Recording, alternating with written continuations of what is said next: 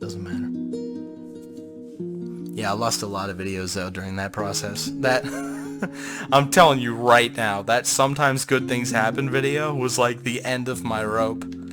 Yeah, when you see that is definitely me at the end of my rope, man. What comes after you succeed in becoming a YouTuber? What's the next step in your life? Do you open up a merch store and start a crypto? Or do you leave your channel at the height of its popularity to become a streamer? I've noticed how everyone's jumping onto streaming. Many long-time and up-and-coming content creators just one day decide, forget about scripting, voicing, and editing a video, I'll just stream. Which just blows my mind. How can you be so confident that the same people who watch your heavily edited videos would just go onto another platform or watch an unfiltered version of you, especially when the competition there is so high?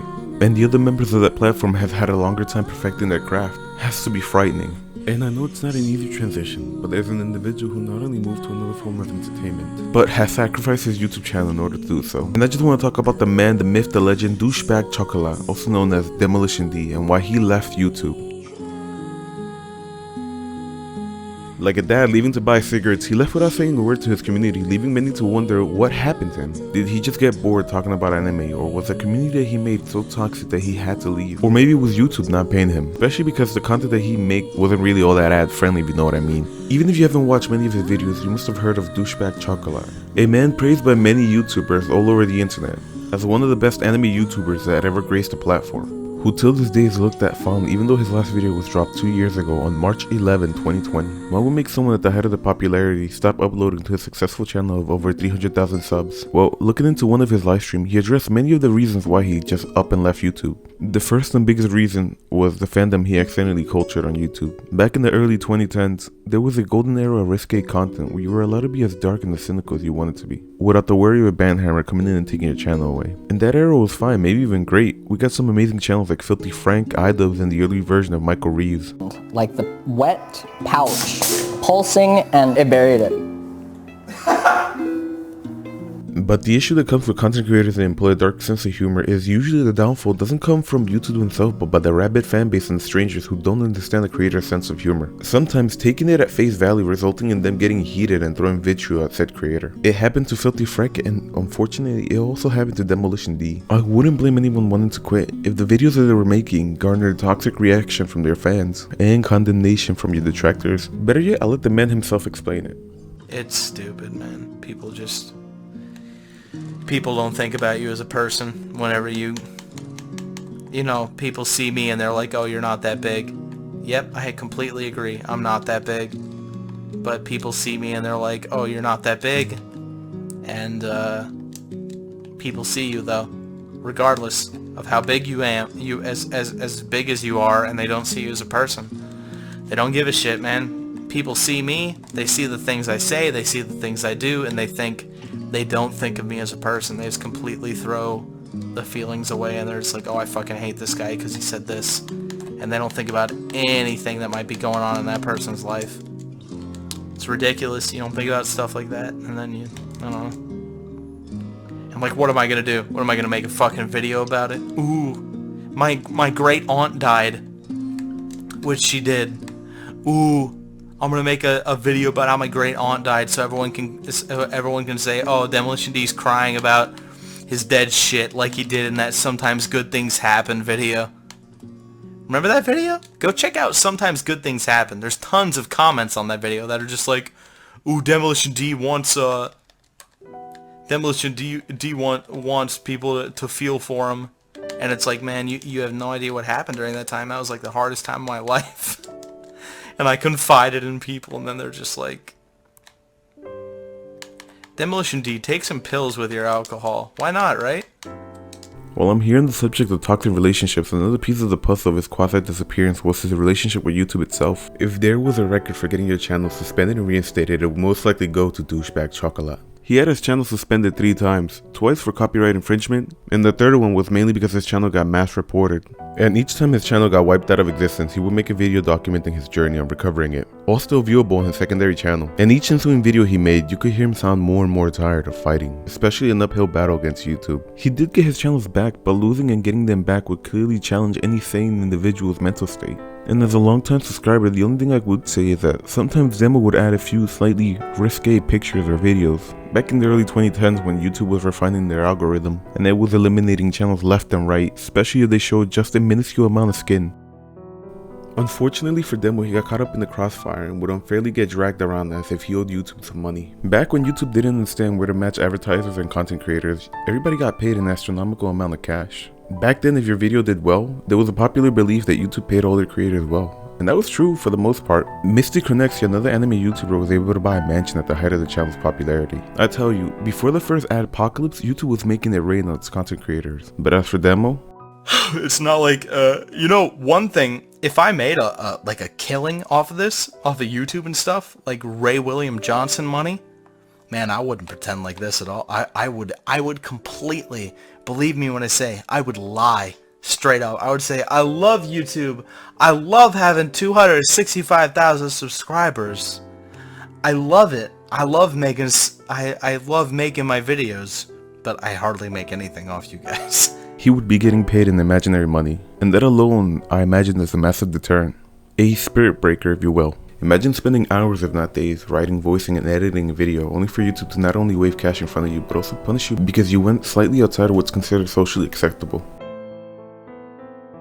Any rational person would either stop making content or would go running in the arms of a partner manager. And as you know, early YouTube didn't have any issues with bad partner managers that would offer content creators year-long contracts where an unexperienced individual would be blinded by the fact that their little hobby could become an actual job, foolishly signing the contract without consulting a professional in that field. They wouldn't take the majority of the profits that said creator made, offering little to nothing in protection for them.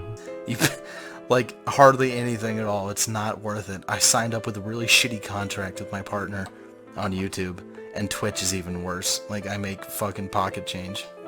But when I did my very first top must-see anime movies list, that's when I got partnered. Broadband TV found me, Viso TV, and they said, "Hey, Demolition D Plus." This was 3 years ago, so they were like, "Hey, Demolition D Plus, how would you like to have a 3-year contract with us?" And they gave me a really shitty deal. And I bought it because I was just like, yeah, let's do it. Woo, that sounds great. I'm so official. If you know the histories of these massive creators, then at one point you must have heard of them mention their relationship with CMs or channel partners, and how there was a rampant amount of bad CMs taking advantage of inexperienced individuals. At best, not doing what they promised, or in the worst case scenario, legally taking most of the creator's money and the rights of the channel, firing him and taking over their channel.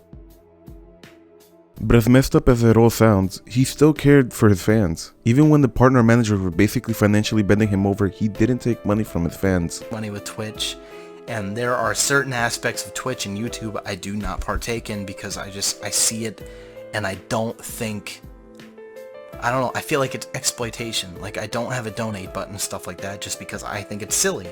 I think a donate button is silly. I understand the basics behind a donate button. You want to donate to your streamer, you think, ooh, good, they can stream every day because they can pay their house bills because of you. Great, you can do that. But I just don't want to be a part of that. I see that and it's weird to me. That's an understandable viewpoint, but I will have to strongly disagree with Demo here. If people want to support a product that they like, in the hopes that said creator would make more content that they enjoy, should be encouraged. Breadtoad is an amazing film analysis channel that whenever he uploads a video, I just have to watch it from beginning to end, because I get lost in the way he's able to communicate his point. Not with in-depth analysis, but a heartfelt and emotional personal conversation that can only be understood from the individual's point of view. And even though I finished Gurren Lagann, I still come back to his video to feel the same emotions that I felt the first time watching that anime. And whenever I can, I like to show my appreciation. It's not about the money, it's about your audience who have watched you and supported you, wanting to keep this fleeting moment alive just a little bit longer. Because at the end of the day, we as humans have to constantly move and do other things. Whether it's raising a family or pursuing a passion, we eventually lose touch with what was once familiar. And supporting you allows you to stay in their story just a little bit longer. I just wish Breadtoad uploaded more than once every blood moon. But that's not why I'm doing it. I'm doing it because I love video games. Because I love entertaining people. It's always a sad day watching someone who has repeatedly said they love content creating, they love entertaining their fans, get demoralized and chased out of the platform. Not for some heinous action, but because there was a myriad of problems that came with reaching a certain level of success early on in YouTube's infancy.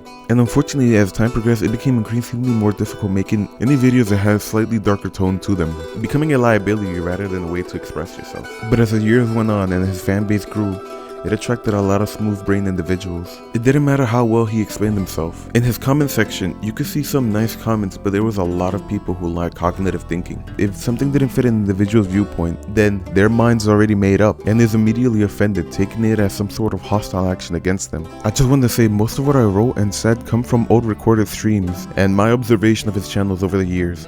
So it might not actually be the reason why he left. He could come out tomorrow and say the real reason why he left YouTube was because his chocolate starfish ended up getting leaked or something. And I was fearing that someone is using it as blackmail material. Since he never actually made a post about why he left YouTube, you can assume anything, yet I like to believe he had to go and become a full Twitch streamer. Because he felt trapped on YouTube. Maybe he felt jaded. He felt like his channel was getting attacked by insane people because of his politically incorrect content getting taken out of context. And I won't pretend like I know all the answers, but with his future on this platform so uncertain, any smart individual would jump ship if they had the chance to. However, researching Demolition D, I made a shocking realization. Many of us who used to watch his videos were like me. We clicked on a video, he made us laugh, then we left to watch other things that he made, completely ignoring what's been going on behind the scenes. And I wanted to end the video on a more positive note, but after hearing Demo's recording and going back through all his videos, you could clearly understand why he left YouTube. Seeing as streaming gives him a peace of mind and isn't as soul crushing as YouTube, but it would be great to see his takes here on YouTube. It doesn't have to be anime related, but I'm positive anything he would bake would come out great. And I know if he comes back to Demolition D, the same sentient used condoms will be crawling up the depths of hell to make his job harder. And such a terrible situation to be in, which is why I think Douchebag Chocolat and Demolition D should be officially retired, and a new YouTuber should rise from the ashes. Oh, I don't mean it to be me, just in case. I think he should come back in a different name and style where YouTube doesn't bend him over, financially and physically. Well, enough of me being nostalgic. If you guys could like and subscribe, leave a comment. I truly do enjoy having these conversations with you guys. Well, I've been God's favorite mistake, and I'll see you next time.